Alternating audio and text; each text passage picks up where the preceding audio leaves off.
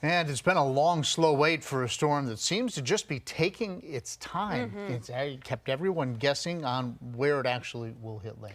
Storm Team 10 Chief Meteorologist Jeff Hannemich joins us now in the studio. So what are some of the possible impacts areas in our area? I think we're going to have some clouds. I think we're going to have breezy conditions and areas south and east of Roanoke towards south side could pick up on about 1/10 of an inch to about 1/4 of an inch of rain. You head much outside of south side and I think may get a stray shower, but really nothing more than that. Here's a look at Dorian. Dorian, a Category 2 hurricane with winds right now of 110.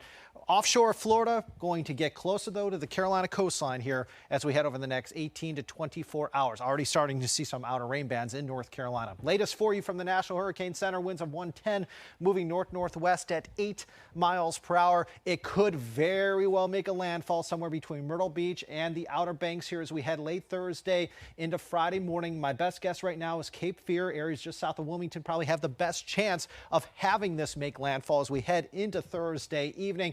Likely as a Category 2 hurricane with winds anywhere between roughly 100 and 105. Notice it really picks up some forward speed here as we head over the next 24 hours or so. And then by Saturday around 3-4 o'clock, it's already up into the maritime provinces of Canada. We do have hurricane warnings now in effect from the South Carolina-Georgia border all the way north into the North Carolina-Virginia border. This includes all the Outer Banks, Wilmington, Myrtle Beach, Charleston.